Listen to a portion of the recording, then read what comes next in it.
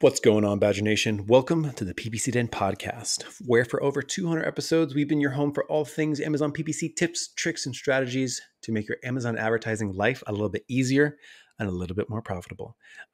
Today, amazing episode. It's long.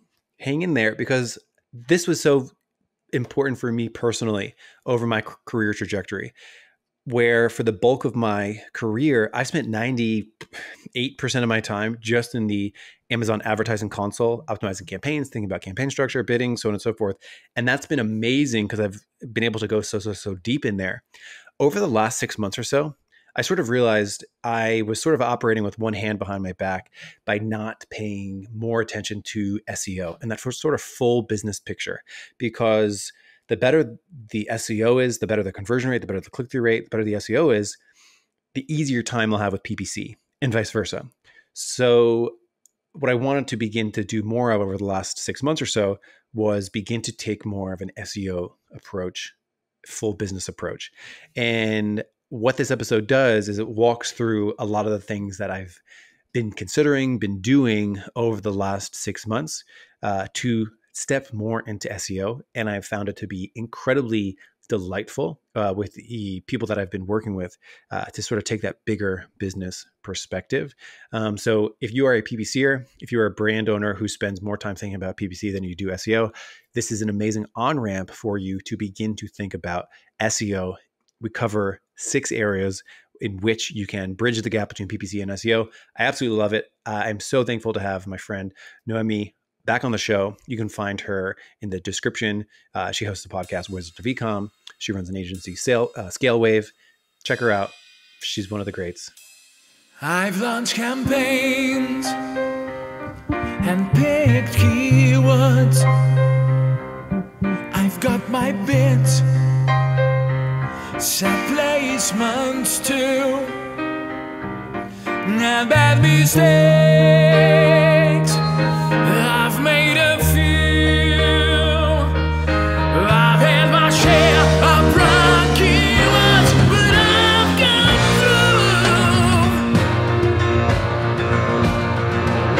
We are the PPC Den, my friends,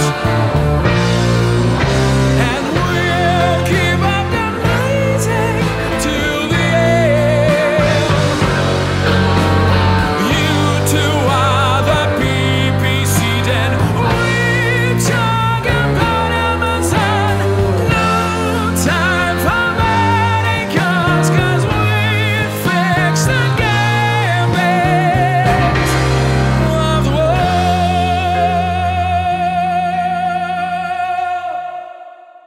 Noemi, thanks so much for coming back. And we're going to do something pretty challenging today, which is give PPCers a guide on how to become better SEOs for Amazon. And I will tell you, as I was mentioning earlier, this is really personally interesting to me because for the majority of my marketing career, helping people with their Amazon sales, I've been in Amazon's campaign manager like 98% of the time.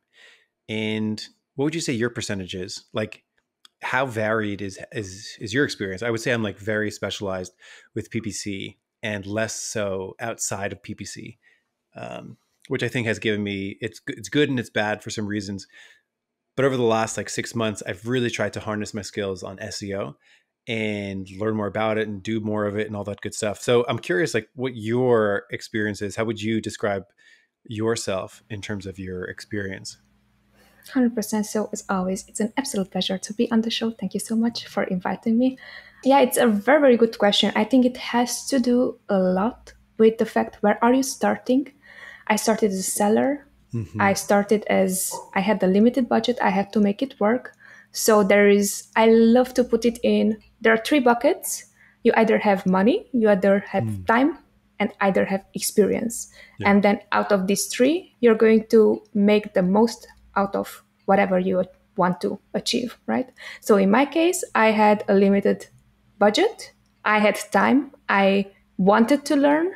And then I gained experience just because I was doing it. as well, right? So I think that's the only reason why right now for me it's so easy to talk about this. And for me, it's like, why are you not talking about this, or why are you not thinking about this? Simply because I was forced to learn it. Forced in the best way, like forced it, like quote unquote, because I love learning about this stuff. Did that answer your question? Absolutely. And I think that's, I think no matter how you start, there's advantages and disadvantages of where you begin, right? So if you start as a seller, there's a lot of, if you start as a seller and you are not a marketer, so if you start as a seller and you really want to bring a product to life, you may absolutely hate spreadsheets and keywords and tracking things.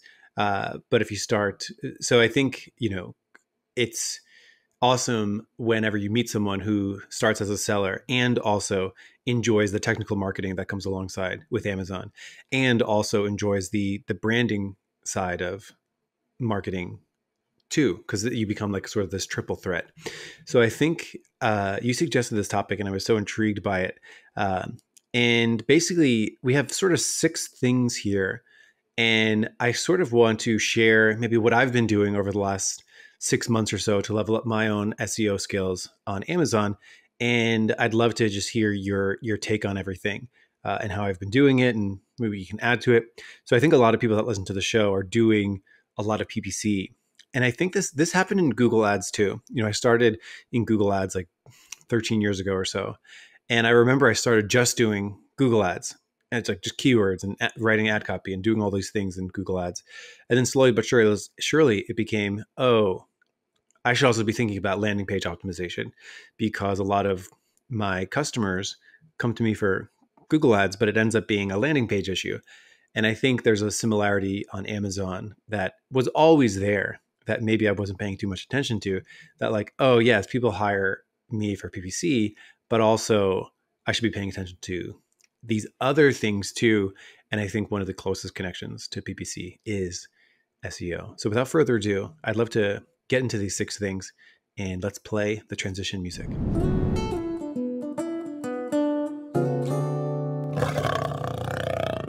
Okay, Noemi. The first thing that came up was changing the way that I think about keyword research. And I think if there's so many scenarios, if you're a big company and you have one group of people or one person doing the PPC and another group of people or another person doing the SEO, and they're separate and they rarely communicate, I think that's the first thing that I started to change up, where it's like, hey, when we do keyword research and keyword observation and search term analysis, whatever has to do with keywords, when it comes to PPC, there should almost every time be some kind of information share with whoever's doing SEO, and vice versa. There's information that the PPC people can learn from the SEO perspective. So I guess I'm going to start with a general question here, which is, how do you view keyword research for PPC versus SEO? Is there a difference, or what buckets do you put these in? How do you think about these things? 100%. So love the question. I do not think there is any difference between, simply because the way, as you were saying, is, I think it's just knowledge that is, oh, this year, these are the things that I found out. Last year, I knew only 2 of those things. Now I know 5. So probably this is why it's so important to like mention that until now, we probably didn't even understood how Amazon works. Right now, as you were saying, you do have experience in Google Ads, you understand how Google Ads work, you understand the system and so on. But until now, really, we did not had so much experience about how does Amazon work. So this is why, is there any difference between the keywords that you would use in your SEO versus the keywords you would use in your PPC? It was not even relevant. We didn't even had to ask this question, right? But right now, since you see that, especially because CPCs are going super, super high, inflation, whatever is going on, competition, whatever it would be, the cause of it. But right now, we strategically have to decide which are the keywords that we are going to go for. So right now, we have even more responsibility for those keywords to use the right keywords for the client, right? So this is why we're thinking, okay, then which are the right keywords? Should we use the same keywords within our SEO? here SEO, I mean everything what you see on front end and back end, and later on we're going to talk about this as well. Are those the keywords that we should be targeting also in PPC, right? And so far what we've seen also on our ends, if you're not using the same keyword, actually you're making a disadvantage to yourself, right? So from this perspective, I do not think that there is a difference between them. It's just like a different knowledge level that we are at right now, that we understand this is the same thing. It's just actually going to help us rank better, higher, cheaper for the same keywords that we would be using in our listings. So the action item there, if I'm extrapolating it, the action item is if a PPCer observes a high converting keyword, a keyword that's doing really well, they should share that information with the SEO person. Maybe that's the same, maybe they are the same person, or there's two separate people. They should share that information of terms that convert really well for a PPC. I think I understand that. And at the same time, confirm this too. One thing that I've been doing more and more of, I've been looking at SEO keywords. So like keywords that I'm currently indexed for, that I'm currently ranking in like position, 15 to 30 or so. And that information can get shared with the PPC person because, hey, these are keywords that I rank 15 to 30 for. These are the most likely terms to get into the top 10, top 5, way more than maybe a term that I'm ranked 75 or 100 for. So that information could be shared. So that little feedback loop of terms that are in sort of the strike zone, most likely to get into the top 10 organically, the PPCer should know so they can go harder on it. And at the same time, terms that are converting really well for PPC, the SEO should know so that we can ensure that we are completely maximized. In this way, it's sort of a feedback loop. Any reaction to sort of that little, do you like that idea? I don't know. I've been doing it for the last few months. I kind of enjoy it. What do you think about that?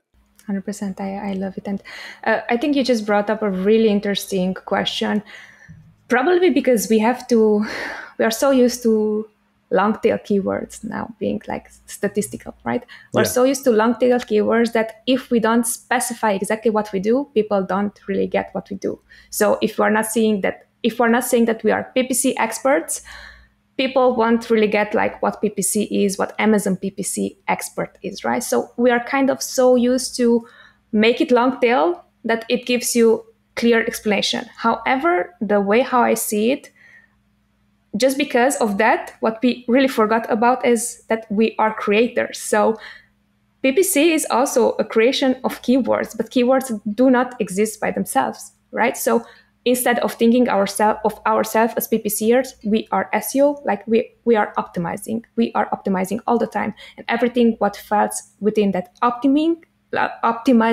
bucket, that's who we are, right? So PPC is one of them, SEO is one of them, the pictures is one of them, right? Instead of thinking each department what it does, it's like thinking the whole what it does. And then based on the working backwards, what is our preferred outcome or like our goal outcome, based on that, we would think, okay, this is then what the PPC is going to look like. This is what SEO is going to look like. These are the pictures that are going to look like. So again, I think it's just because society kind of like dictated that if you're not clear enough, people won't know what you're doing, right? So probably this is why it makes us think that our own bucket is just one.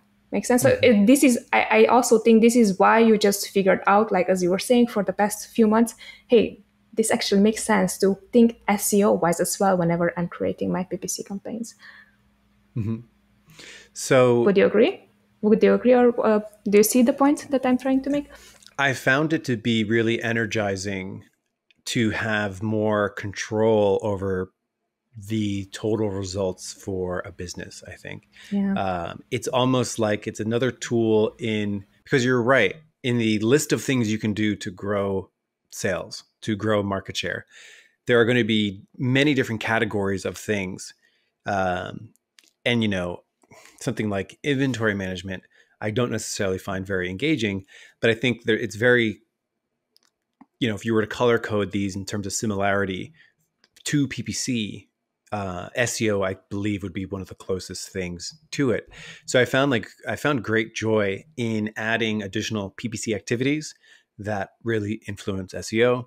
I've found pretty great joy at like doing analysis of SEO and feedback loops and optimization of SEO as a way to fuel things, because better SEO usually leads to better PPC and vice versa. So I found it to be almost like giving me a third arm to build something, if that makes sense. It's like I was trying to do something without the other world, the other Amazon SEO world. And I also think that it'll continue to expand. I'm really starting to push more and more for, everyone on Amazon should also have some, as Amazon calls it, non-endemic or off Amazon traffic to their listing, whether it be like social, influencer, Google ads, whatever. It's almost like doing more and more stuff is usually better than doing less stuff as a general rule. So I found it to be really, really energizing to just be like, I've been living in Amazon's campaign manager for so long, and slowly but surely, you start to see things pop up that are non-PPC that help PPC so much. So like the search query performance dashboard, I've been playing a lot with. So it's awesome. It's been really cool to see and experience. To get back to like the actual tasks, I'm curious too. So let's say, launching a product, and, you have a blank slate for your product listing. You have a blank slate for your PPC campaigns. Trying to work our SEO muscle and our PPC muscle. How are you thinking about what keywords to begin with? Are you thinking in terms of relevancy, competition? How do you organize these thoughts? Sure, 100%. And I actually love the idea that you said it's blank. So everything that's creating is going to go there. I love to go for relevancy. Does not really matter how much search volume a keyword has. If it's not relevant to your product, it's not going to convert. And we're going to go back to conversion. Conversion, we just had a very brief discussion about this topic right before hitting recording, but conversion is the most important and most crucial thing when it comes to selling something, right? So if conversion is not there, nothing is going to happen. Therefore, if it's not relevant, whatever keyword are you using for your product, at the end, it's not going to be bought, right? So in some ways, people can get really hung up on, and to be honest, I never truly liked it, where people, they do keyword research and then they almost don't even look at the keyword. They're just like, okay, this is high volume, go in a high volume campaign. This is low volume, go in a low volume campaign. And the thing that I always felt like they were missing is like, you actually want keywords that are most likely to convert to be front and center. So that's what I'm sort of hearing from you now. It's not necessarily about root keywords, stem keywords, head keywords, tail keywords. Those matter, but they matter in the lens of relevance. Like how am I going to set up for the highest probability of conversions? 100%. And is that what I'm hearing? Yeah. Exactly. And as we were saying, I personally had this problem of not knowing what to do, when to do it, and how much of it should we do. So once that I adopted the working backwards method, that is my outcome that I want, right? Based on relevancy, then it's going to be the root keyword is still important, stem keywords and so on. But those are based on what my outcome want, or how should it be, how should it look like, right?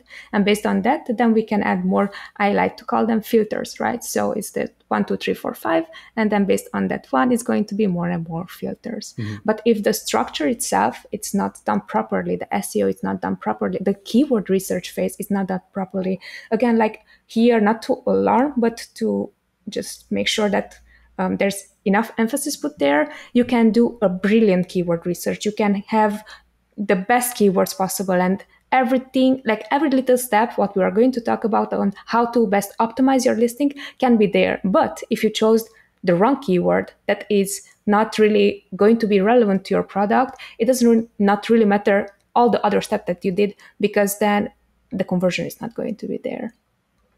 Yeah, I also think that, multiplying relevance by most likely to convert bridges a little bit of the gap between SEO and PPC, in the sense of there might be a term that is relevant, but is going to be incredibly difficult for you to rank for.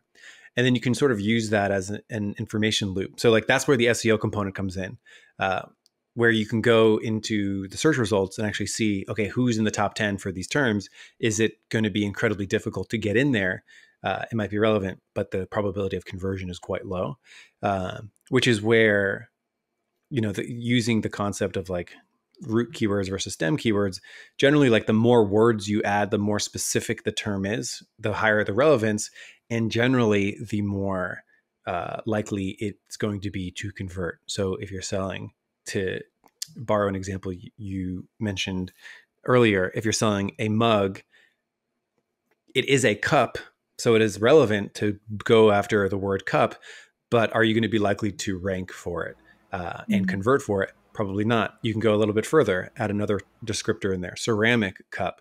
Okay, like now we're getting closer, white ceramic cup, so on and so forth. White ceramic coffee mug, clay, whatever it ends up, whatever the most descriptive thing is, that generally, to sort of bridge the gap between SEO and PPC, it generally is going to be easier to rank for a term that's longer tail than one that's more of a head or like a single word term. 100%, but just to keep in mind, like for now, you gave like 5 different attributes. It's cup, white, mug, white, and then ceramic, right? So all those things, if we're going to treat them within our, like, if you are taking those as the highest relevant keywords and the highest relevant routes, we would have those same keywords within our listing. They must show up, because otherwise, if you're going to run your PPC ads for white ceramic cup, but that does not shows up in your listing, what you are going to end up with is hiring a higher price, just because there's no, in Amazon eyes, there's no relevancy to whatever you are bidding for, you want to be found for, and then what your product is. So this is why it gets really, really hand in hand. And this is why also sometimes I have the impression that whenever you're expert or something, or you're doing it day in, day out, it's just like you're going to forget, okay, let's be beginners. Let's think with a beginner mind and give examples as well, right? So this is why I love that you actually gave the examples. Once that we have those 5 routes, then we can target those 5 routes within our ad campaigns and also within our SEO, within our listing. Perfect. So let's actually move to sort of the second step here, because we've talked about, to conclude this section, about keywords for PPC and SEO. Things that I've really enjoyed doing over the last 6 months are looking at, for existing products, looking at sort of strike zone keywords that the product is currently organically ranked in positions, 15 to 20, close to the top 10. So you can call that keywords that are likely to break into the top 10, stepping on the gas for PPC with those keywords. And at the same time, looking at PPC keywords that are doing well and sharing them with the SEO team so that we can work and continue to get more juice for both PPC and SEO. For brand new products, all of those things that we mentioned in terms of relevance, most likely to convert, tail keywords, because we're likely to gain traction on there. I always consider like the single word terms or the 2-word terms, like ceramic mug, might be more difficult than like white ceramic mug or so on and so forth. I consider that to be like the top of the mountain. And in order to get there, we need to like get stronger. So like we get stronger by grabbing these, obtaining, gaining, stealing, whatever you want to call it, the more moderate, easy terms to rank for. So with all that said, for the PPCer, the next section is, where do these keywords go?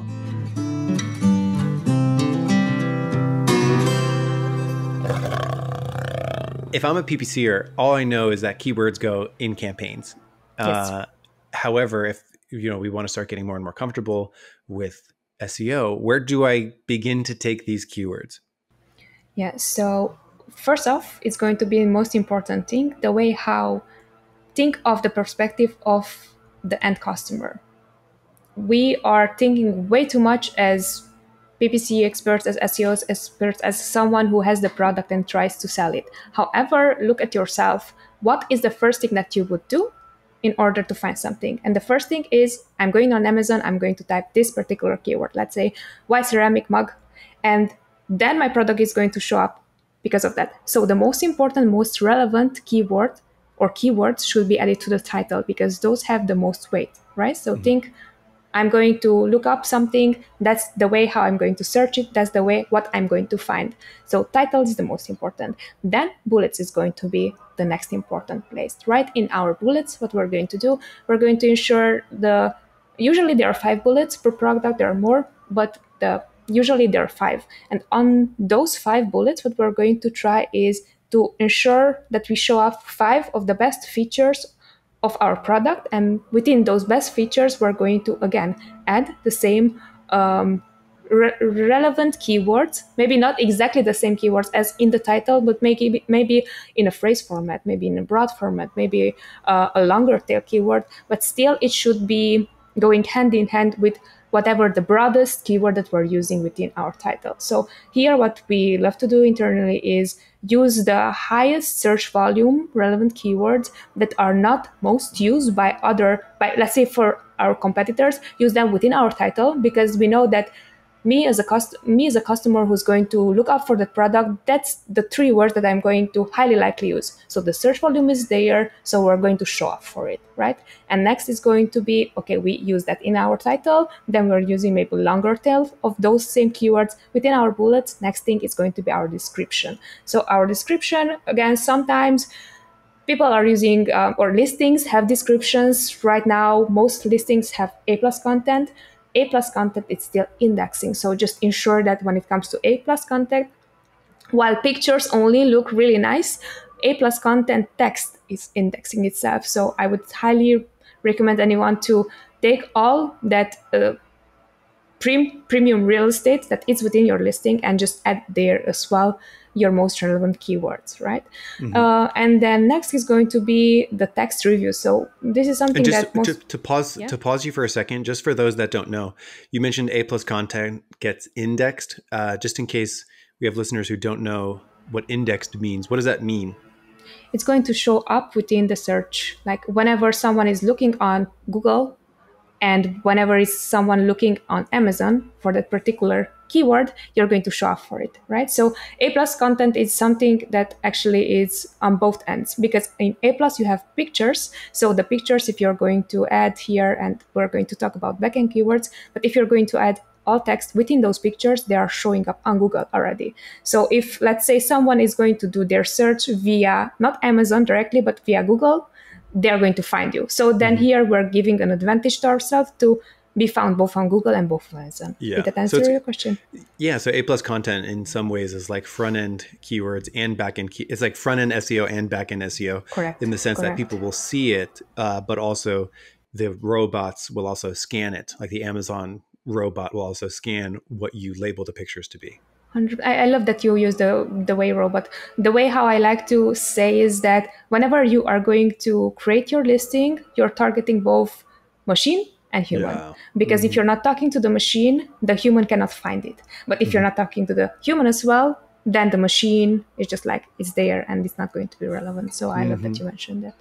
Cool. So we have A+ content, and then there's also some interesting ways too. And this is kind of outside of our control, one would think, but reviews as well. So the words that people are using to describe the product in reviews, and I thought that was such an interesting point. Yeah. So this is like more known probably for Amazon sellers who are trying to rank their product. And the most common practice here would be, maybe you would have 2 or 3 people who are closer to you. You would ask them for a review and ask them to please use this specific keyword within your review. Again, we're not trying to manipulate the algorithm, but what we're trying to do is make sure that even that box is checked when it comes to reviews, that we are showing up for those keywords. I love it. That's a hot tip. Yes. I'm curious. I don't actually know the answer to this question, but you have a product video. There might be some words in the product video. Do you think the transcript of the video is getting scanned by Amazon currently? I don't know the answer.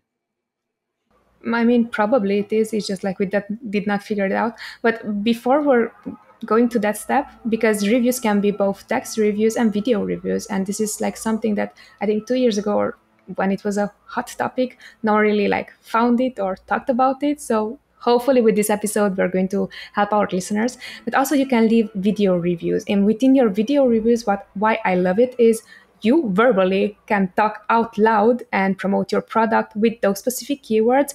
And you can also add text. So that is like two bonuses at once. Whenever someone is going to ask a frequently asked question, for example, you can answer both with text and both with video, So this is like an extra hot tip if you want to ensure that your product is going to rank, and then first off, it's going to be indexed and ranked for specific keywords that you might be asking the best friend who left you one review, just ask me this question as well, right? So then I can answer to it and I can also use my keywords there. And now getting back to what you were saying about product video, right? So the product video, the way how we are titling that is also going to rank. So think of it, which are the top 5 most relevant keywords for your product. So in this case, it's going to be coffee mug, white coffee mug, maybe coffee mug and coffee. Like that's way too similar, but let's say cat parent gift or something like that. So let's say our product is a coffee mug for cat moms.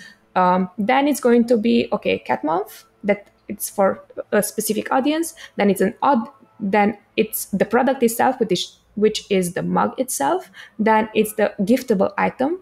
So we have 3 different angles to touch point, like to mention within our titles, let's say, right? So we can attach 3 videos. One is going to be about the fact that it's a giftable item. One is going to be talking about the fact that it's a white coffee mug. And the third one that is for this specific niche or audience, that is cat moms. Does this make sense?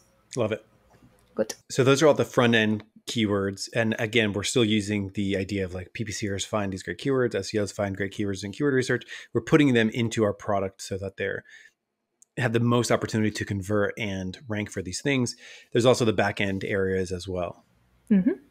Shall we talk about backend area? All right. So backend, basically what backend means is everything what you don't see as an end user. So when someone is scrolling, finding their product, they're going to see our title, they are going to see our product pictures, they are going to see our bullets and our descriptions, or A+ content in this case, and all the other things that we were just talking about. Now, backend is whatever you don't see as an end user, but we as optimizers, quote unquote, probably this is going to stick, but we as optimizers are going to see, which is the alt text that usually goes within the picture's name. So whenever you're going to name your pictures, as we were discussing about, this is going to show up both on Amazon and both on Google. So ensure that you have those picture name. The strategy that we like to use is always put your brand name there. Why? It's because it doesn't really matter if you're unknown, if your brand name is unknown, but at some point in time, it's going to become known. So brand name is going to come first and then the rest of the keywords. Let's say we have a list of 15 keywords that we are going, or 20 keywords that we are going to use throughout our whole listings, the same keywords we might be using in PPC. So then what we are making sure that, for example, those 20 keywords are going to show up within our alt text. So there's a 200 character limits or something like that. But what we would usually do is we have the brand name and then we are going to add each of those keywords. So let's say one picture has room for 5 keywords. The second picture has room for 5 more keywords and so on. So that way we are ending up with 6 pictures, but each of them are going to rank for different stuff while are going to rank also for our brand name. Awesome. And then I think the other part of this conversation, as we try to bridge the gap between PPCers doing more SEO, the same thing can be asked. Okay, we just talked about where PPCers can put keywords for SEO purposes, but what about taking SEO keywords back into our PPC? And I think, common areas are going to be any keyword that's sort of worth tracking, worth paying attention to for SEO should probably be prominent in your PPC campaigns. One easy value add there is the power of single keyword sponsored product campaigns with a strong top of search. We talked about this before on the show. I won't get too far into it right now, but then also playing with the idea that that keyword that's good enough to go after for SEO, there's terms to the left and right of that, and you can do keyword research around that in your PPC campaigns. So yes, as an exact, but also playing with it for phrase broad and modified broad to find terms that are related to it so that you can sort of strengthen that semantic area around that one keyword, that sort of keyword cloud around that root Those are things that I really enjoy. So I love this. Let's jump over to the third area for sort of some things to do as you are a PPCer and trying to bridge the gap between SEO.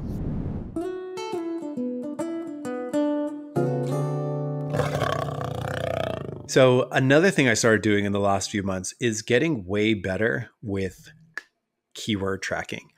And I'll be honest, I was actually inspired by the Search Query Performance report, the new report. But then I became disappointed in it because the data is a little strange, often seems a little incomplete.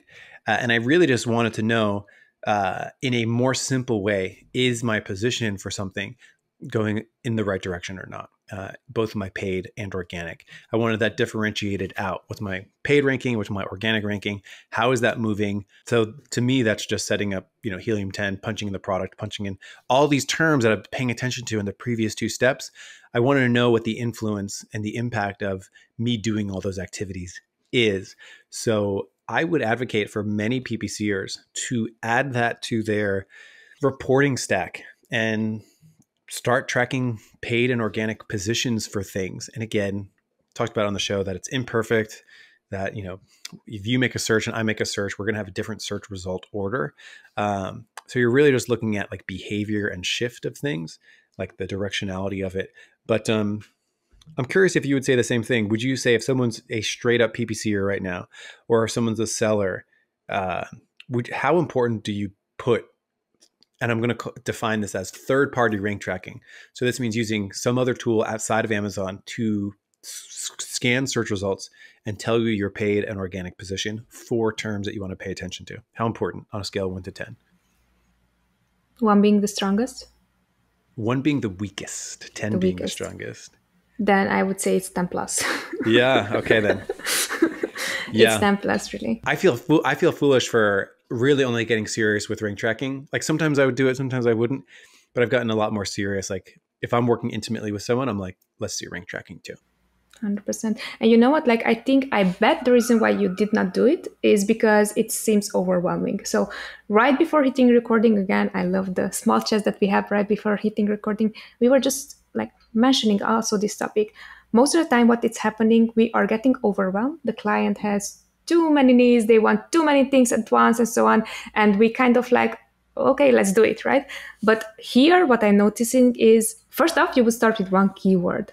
Go for that keyword, track that keyword. And what I would suggest here is, again, coming from the mindset of me being a seller and doing these things by my own, I honestly did not track any keywords with Helium 10 or any other software.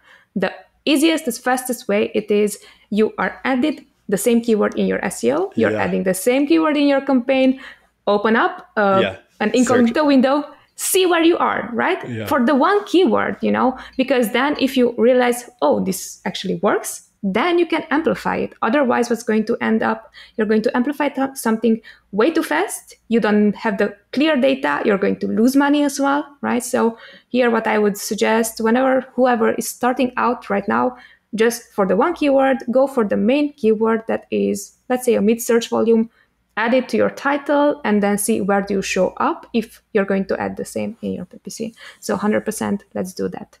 Dig it. So that was the third thing I really started doing. And I would definitely encourage all my brand owners and sellers and listeners, PPCers out there to start incorporating some rank tracking. And again, the way that I'm doing it is sort of amplifying all the other things that we talked about, where it's like, hey, here's a term that's doing well for PPC, but not SEO. What can we do? Do all those things that we just mentioned in terms of where do these keywords go, and vice versa. Hey, here's an SEO term that we'd love to get more sales for, rank higher, more PPC sales. What do we do? Okay, we're going to put this in PPC. How do we know it's working? Let's do some rank tracking. So I think that's been a really fun part of things. And it sort of can point out if you drop in for a certain term, step on the gas for that, like do a bunch of activities around that term. If you notice terms where, you're stuck, maybe you're in paid position 4 and you think there'd be some benefit in being in position 2, step on the gas. It just is another indicator of like where to direct your attention. And I love it. So I highly encourage PPCers to begin to incorporate that into their mix. And then closely related to that, let's jump into the fourth thing.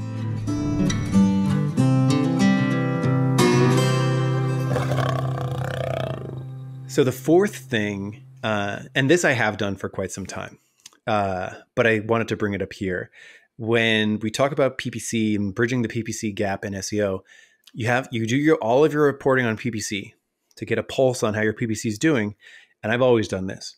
But you also want to, in another tab in your Google Sheet, wherever you're doing your reporting, you want another tab, which is I call it like SEO and PPC metrics, where you're just tracking total sales, total PPC sales, total non-PPC sales, spend, ACoS, total ACoS. And I do that week by week. So I can just track, is organic going up? Is organic going down? Is paid going up? Is paid going down? Am I spending more? Am I spending less? And I like to see all of those things and how they influence the scenario. So I really like that. Maybe I need a better name for it, but tracking PPC SEO stats, I really do enjoy. 100%. And you also gave a few examples. Something that so we jotted down a small list so we can be coherent, and I love this. You were mentioning total sales, total PPC sales, then total non-PPC sales, which were outside traffic, then the spend, ACoS, total ACoS. You know what is missing actually? I think the CPC cost is really missing because that would really make our point, right? So using that same keyword within our listing versus not using it within our listing. So the CPC here technically should go way lower because it's highly relevant to our product. So that should be also considered whenever you're going to look up all these metrics. I take it. Yeah. The thing that I'm really looking for when I look at this report is really, what is the impact of my efforts in each area? Where if I'm focusing more on SEO and non-Amazon, outside traffic, and I'm focusing on those things, does that have an influence on my organic sales? Does that have an influence on my total ACoS? If I'm focusing a lot on PPC, does that have an influence on my organic? So I like to see how these things seesaw back and forth. And CPC is a good indicator of that too, because you would imagine the more relevant you are, the better your conversion rate, which is our second topic, or which is our next topic. The better your conversion rate, the better your CTR. You should hopefully see a CPC decrease the more precise you are with all of that. So I like that. May I ask a quick question there? Because it's something that I am noticing on my end, and I'm curious also about your findings. So sometimes, even if we are not the most relevant for a keyword, we would run advertising for it, and then we do show up organically for it, like ranking wise, although there was no purchase. I'm curious to know, have this happened also on your end? Have you noticed this? Like, how would you explain it, knowing that you're also like a data scientist and is technically there's no conversion, but still organically you're up?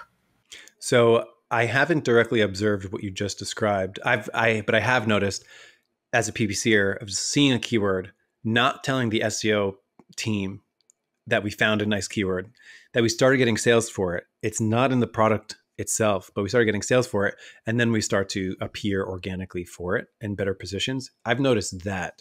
And my understanding of that is, Amazon uses that as an indicator.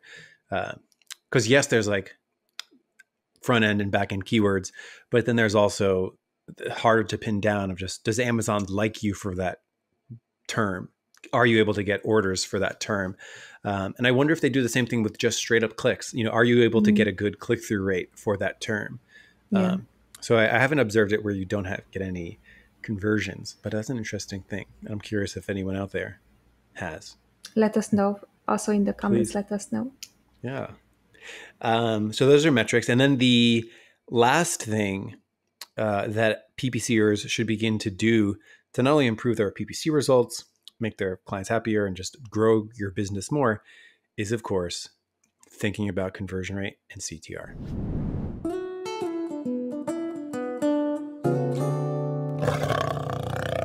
So the fifth thing here is often, it's often like you do all this PPC work and it's like, results still aren't where we want.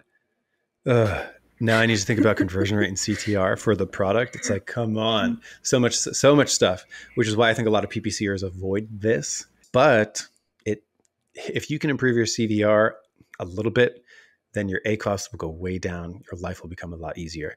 So I think as PPCers, beginning to think about these things will make you a better PPCer. And what are these things that influence CVR and CTR? And how would you approach it if someone's been hyper-focused on PPC? Now all of a sudden you're asking them to leave the spreadsheet behind and look at their pictures, look at their, think about coupons. What's some frameworks that you can sort of make it easy for a PPCer to on-ramp onto those things?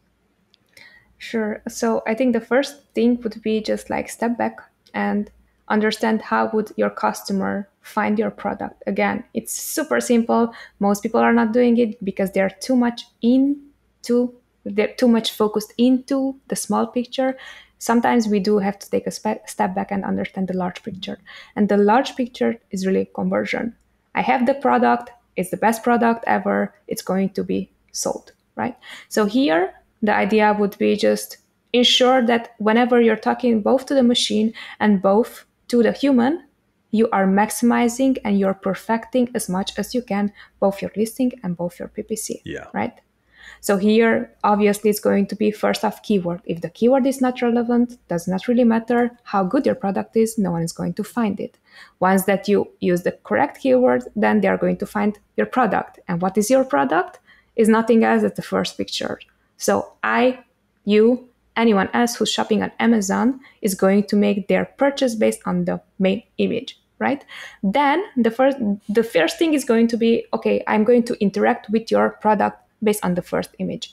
The second image, the third image, and so on should show you why your product is way better besides the competition, right? If the second image is crap, honestly, it's going to be like a very, very interesting concept that you're going to put into the mind of your potential customer. It's going to be, my first image looks great.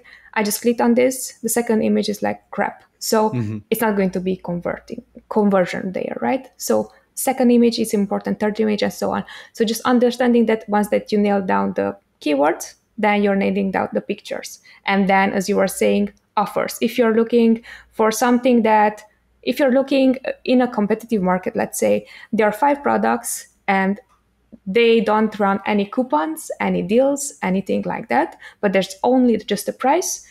The second thing that you're going to notice is me, again, think as you would shop on Amazon. Hey, does it has a coupon? Great, I'm going to clip that coupon. Even if I'm ending up not buying the product, I'm still clipping that coupon because why not? So I can save money.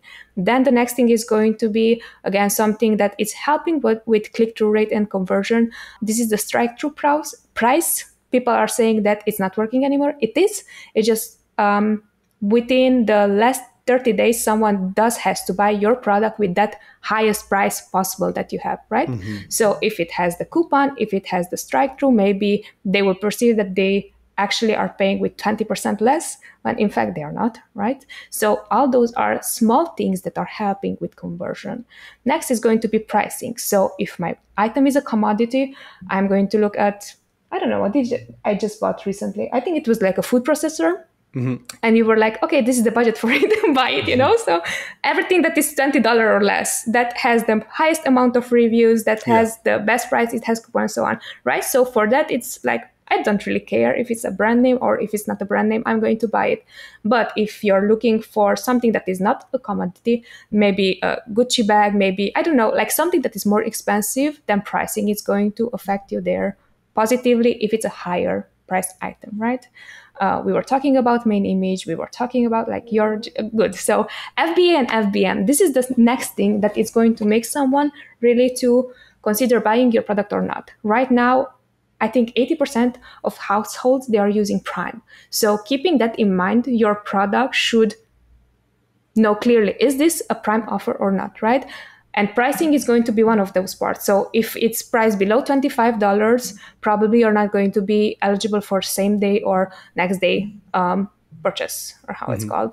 So knowing that upfront is going to be important. If it's an FBA listing, then you qualify for all those things. But if it's an FBM listing, people are going to compare your product against all the FBA listings. Right now, again, I'm thinking myself, the way how I'm shopping on Amazon, opening up the app, first thing I'm doing is like checking up their small button, Prime. right? So for me, that is important. One, because I know in case that I don't like the product, I can send it back without being charged, right? So again, I know that these are things that we as sellers, we don't like to think, or we as PPCers or like listing optimizers or like experts, we don't like to think of, but this is what your customer is thinking, right? So those things are really, really important. If it's a larger item, maybe FBM is not really a problem because let's say we just bought, what is something large that we bought? I think we bought in Austria back like 2-3 years ago. The largest item was, how do you call it? A closet. Mm-hmm. It was like 700 euros. Mm-hmm. And that was like super expensive. We never spent that amount of money on Amazon, you know, but we were okay that it's an FBM because there was no FBA there, right? So understanding how large your product is, understanding all those steps, it's going to help you really position your listing in order to convert. And then inventory. So again, inventory is something that goes really much hand in hand with our product and our listing and our PPC efforts, because I'm sure that you also like came a lot of the times about this request, make my sales, like boost my sales, like scale my sales and so on. But they have maybe 100 units in inventory. So that is going to affect in largely portion how does Amazon distributes your product first off, which is going to hit your conversion rate, which is going to hit your PPC performance, right? So thinking of all those things, I know that it might sound overwhelming, but like to simplify it is really stop, look back, and how would you purchase stuff on Amazon, right? So that's kind of it. And you mentioned a bunch of good stuff there: pictures, coupons, pricing, image testing, considerations for FBA, FBM, inventory, and it's all focused on things that get a better conversion rate and a better click-through rate, because that helps with SEO, that helps with PPC, reduces ACOS, improves ranking. The way that I approach this as a more technical marketer is I would almost tell people who don't feel creative, the way that I found that like you don't need to get hyper creative about this. You don't need to be an artist to do this. There's tools to test this stuff. And there's even, the rudimentary testing of just like changing it and see what happens. But there's also tools, third-party tools, first-party tools, Pickfu, Pickfu. Amazon has their own sort of experiments area.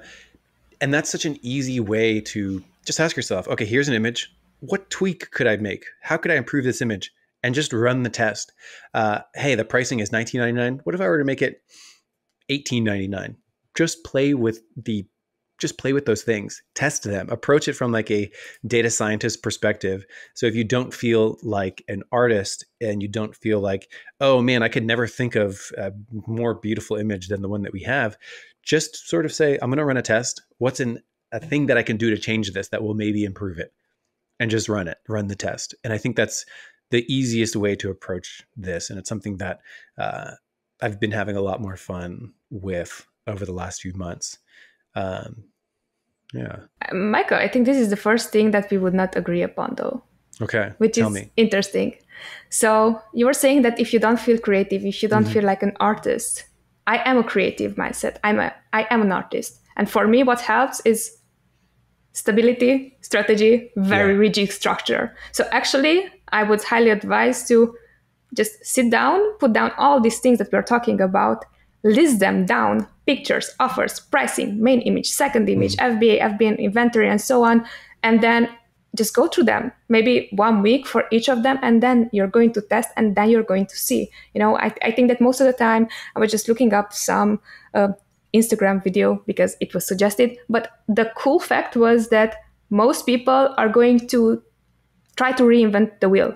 So my approach here would be right now, because I am the one who's trying to reinvent the wheel, select a strategy, very fundamental, very strategic, 80%, and then the 20% become creative. Because if we are creative all the time, what we're going to end up with, we don't have proof that something works. And we don't have proof what does not work as well, right? So it's kind of like, I'm not against it. It was just like a good clickbait talk, but I think it just completes whatever you were saying, right?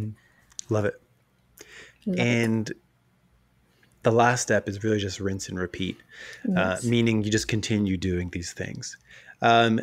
Noemi, we've talked for 52 minutes here about bridging the gap. And I actually love this episode. I feel like I'm going to be sharing it with PPCers who are nervous to do SEO because I think this provides that beginner's guide to get ramped up. All these things, if you're doing PPC, I actually think all these things are easier than doing PPC. So I think if you do these things, it's an easy value add to how to make your PPC results better and just sort of grow businesses more. And I don't think they get talked about enough in the same episode. And I think it's cool that we sort of combine to these things.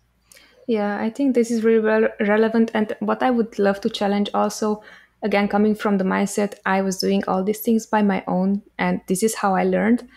I do consider that having a list of all these things, it's going to be important for yourself, even if you want to do this by yourself, or ones that you're going to talk to, maybe Michael, maybe me, maybe your next potential agency that you want to take over.